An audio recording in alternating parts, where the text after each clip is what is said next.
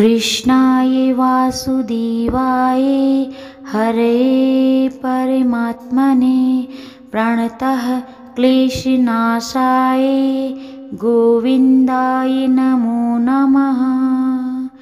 जय श्री राधे, जय श्री कृष्णा। श्रीमद् भागवत गीता के महात्म्य यात्रा में आज हम 7वें अध्याय का महात्म्य श्रवण करेंगे, सो ध्यानपूर्वक पूरा वीडियो सुनिएगा। जय श्री कृष्णा।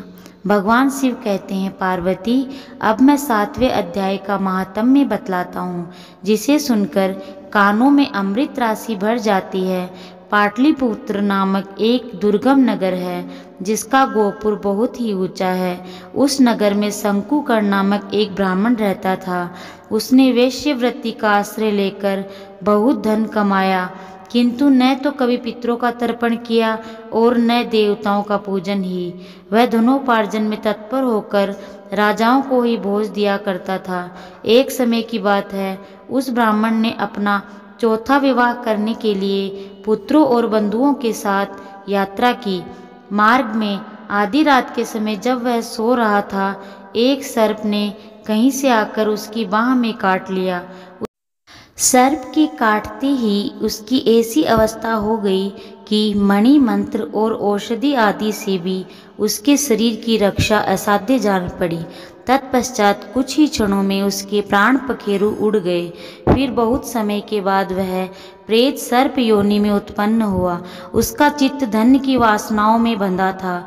उसने पूर्व वृत्तांत को स्मरण करके सोचा, मैंने जो घर के बाहर करोड़ों की संख्या में अपना धन गाड़ रखा है, उससे इन पुत्रों को वंचित करके स्वयं ही इनकी रक्षा करूंगा।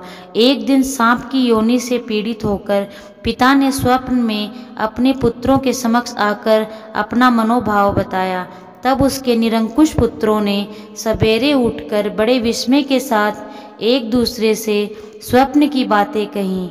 उनमें से मझला पुत्र कुदाल हाथ में लिए घर से निकला और जहां उसके पिता सर्प योनि धारण करके रहते थे, उस स्थान पर गया।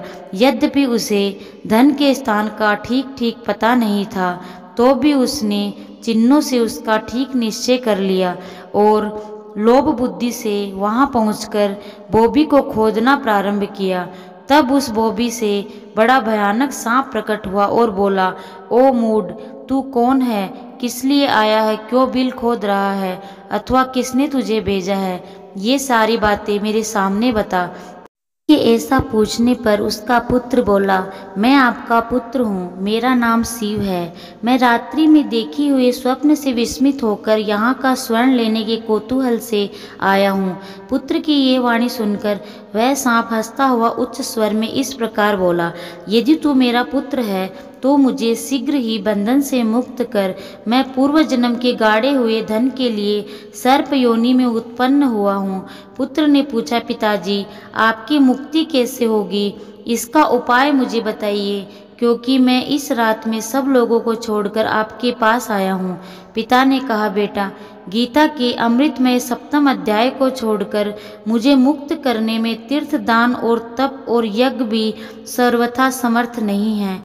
केवल गीता का 7वां अध्याय ही प्राणियों के जरा मृत्यु आदि दुख को दूर करने वाला है। पुत्र, मेरे श्राद्ध के दिन 7वें अध्याय का पाठ करने वाले ब्राह्मण को श्रद्धापूर्वक भोजन कराओ। इससे निसंदेह मेरी मुक्ति हो जाएगी। वत्स, अपनी शक्ति के अनुसार पूर्ण श्रद्धा के साथ वेद विद्या में प्रवीण अन्य ब्राह्मणों को भी भोजन कराना। सर्प योनि में पड़े हुए पिता के ये वचन सुनकर सभी पुत्रों ने उनकी आज्ञा के अनुसार तथा उससे भी अधिक किया। तब शंकुकर्ण ने अपने सर्प शरीर को त्याग कर दिव्य देह धारण किया और सारा धन पुत्रों को अधीन कर दिया। पिता ने करोड़ों की संख्या में जो धन बांट के दिया था, उससे वे सदाचारी पुत्र बहुत प्रसन्न हुए। उनकी बुद्धि धर्म में लगी हुई थी, इसलिए उन्होंने बावली, कुआं, पोखरा, यज्ञ तथा देव मंदिर के लिए उस धन का उपयोग किया और अन्नशाला भी बनवाई। तत्पश्चात 7वें अध्याय का सदा जप करते हुए उन्होंने मोक्ष प्राप्त किया। पार्वती, ये तुम्हें 7वें अध्याय का महात्म्य बताया गया है, जिसके स्वर्ण मात्र से मानव सब पातकों से मुक्त हो जाता है। जय श्री राधे, जय श्री कृष्ण।